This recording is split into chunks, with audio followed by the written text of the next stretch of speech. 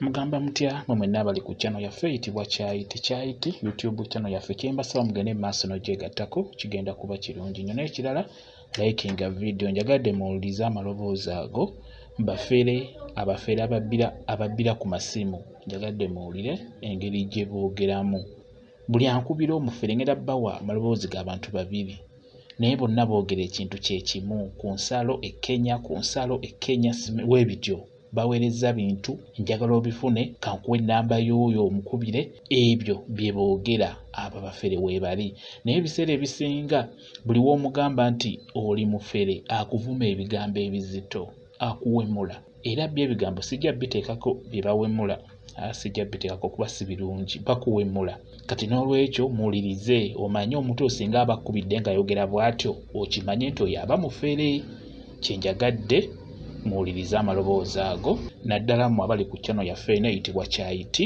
muwulirize amaloboozi ago mpola mpola mawanvu mukaagamu naye bafere kwegamba mbeera ngezaako okulaba nga mbawanvuya naye bonna boogera ekintu kye kimu. Obulamu bulungi kozi gw'ogamba otya eyo? Nga osiriikiridde wahulirawo. Mwendi mpola mpola kozi gwe.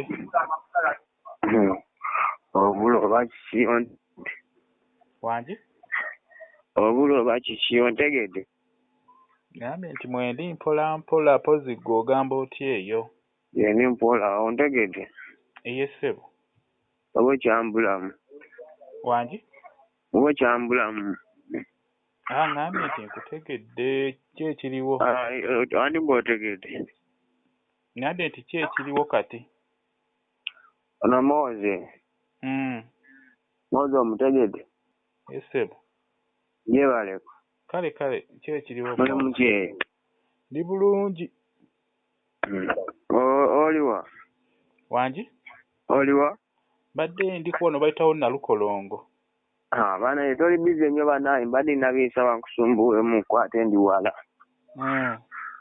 Wenkubiridde olaba mbadde natambudde musaawa eno yeeno bayitayo Nakulu Kenya. Ebulaza. Kirayo. Bukale bayitawo batya? Nakulu Kenya. Byampulirayo buwulizi.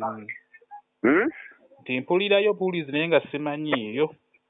Ye mbadde nalaze ekyantute eno olaba yasiwala omukwano gwange yagenda eyo ebweru yasindisa ebintu by'amasenyeraze agala kujja kukola edduuka nga ly'amasenyeraze ebweru kata yali yagenda eyo ebweru kata ayagala kujja kola edduuka nga ly'amasenyeraze ne kati obuzibu yasindisa bokisi 6 z'ebintu tezaatuukidde wamu nasanzeewo 4 kati bokisi 2 zikyambuze wabula bangambye konteyina ereeta zino bokisi 2 nti yeyinza otuuka ssaawa 6 kiro olwaleero kiro.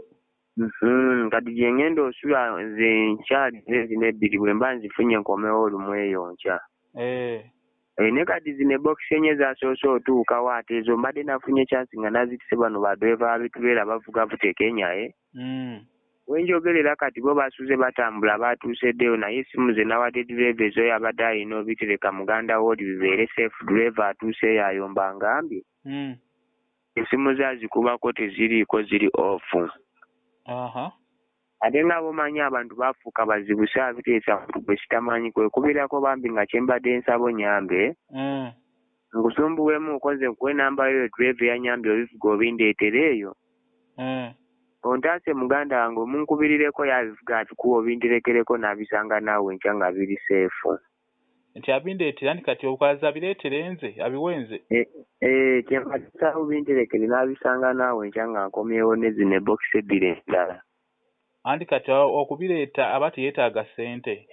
Namusasudde etabanja kuba olaba yanyambye obimpisiza eno ku booda natuuse ku booda omusolo baali bagongeza nnyo ssente nga gwabukadde 17 ate ebintu byagirako miliyoni 10 zokka kati saawa eno kiri nti natuuse ku booda omusolo baali bagongeza miliyoni 15 ebintu nga byagirako miliyoni 10 nafunye chansi nenfuna wano babutoka bene e Kenya be bankonekitinzeeko abo basupervisa b'ebituleera be nakoleganye nabo ne mbawaayo miliyoni 1 bimpisiza mu tuleera obivuga obindeetere eyo. ne kati ate saagala abizeeyo abitwale ku revenue bw'anaabitikulira bye babeera bagenda kudabulingamu mu ssente biyinza okwetaaga miliyoni zinga 35 ze zitalina ssente nnyingi. Ye muganda wange. Kaakati naye mpulira nga ggwe ali omufere kuba abafere bakuba nnyo nga boogera weebu. Kati nsaba muwulirize n'ono era mugenda kuwulira ngera bye bimu n'ono asoose by'ayogedde. Bigambo bifaanagana. Muwulirize n'ono owookubiri. Obulamu bulungi pozi ggweyo. Yenjo ntegedde. Wangi? Ntegedde. Eddoboozi mpira ng'erya Peter. Sikuwuliranga. Yasisenyiga yanumamu n'ekifuba. Wangi? Yasisenyiga yanumamu n'ekifuba yenze. Ng'olabye. Namba obadde olina enkadde. Oli waka? Mbadde nakatuuka. Toli bize? Simanye kigenda kola nti kuba oba ovuddeyo siriiyo ye. Nze gw'olaba nkukubidde nga Justin neetaaga buyambi bwe ndi eno ku nsalo za Uganda ne Kenya. Ate ogenze kunoonyayo ki eyo ate? Ssente era ze zantambuzizza. Justin mukwano gwange alina boxi ze yasindika kuva Dubai twagala kudda kola dduuka bye nazo nnono ebintu byaffe. Lwakuba mbadde nsindiseeko ebimu nga kyembadde nsaba ye okuwe ku namba y'omwami gwe nabitisse owatulera asooka abivuga abireeta dereeva. Kuba yatuuse ddeeyo n'akuba kusibwa ngambye ali sitaaka teziriifu oba netiwaaka. Anti wabireeta kiki nga kiki kyemba nina okukola? Anti oba olina bitereka by tomorrow saawa 5 mba nsolo binona kyenjagala kuwa namba ye omudirecting gwe togenda tambula olina wowandiika awo. Ompandiika mala ofunawo wano katono tulabe. Kale. Funyeewo. Eri 0770 0770 65 sokoddemu ogisome yonna okubala omunamba. Hello? Sokoddemu ogisome. Nziremu ogisome? Eri ninga ennamba eno nga ndaba endaga nti muli bafere. Gwe mufere.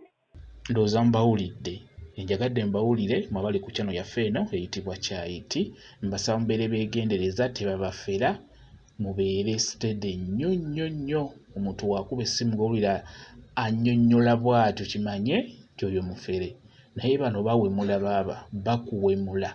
Bw'omugamba nti oli mufere akuliisa ekigambo ekinene ekiringa omuzindaalo.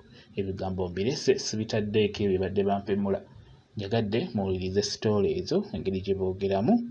Mwebale kubeera ku channel yaffe eyitibwa Kyayiti YouTube channel yaffe kyembasaba mugende maaso n'ogyegattako kigenda kuba kirungi nnyo n'ekirala likinga video mbeere bulungi mweraba.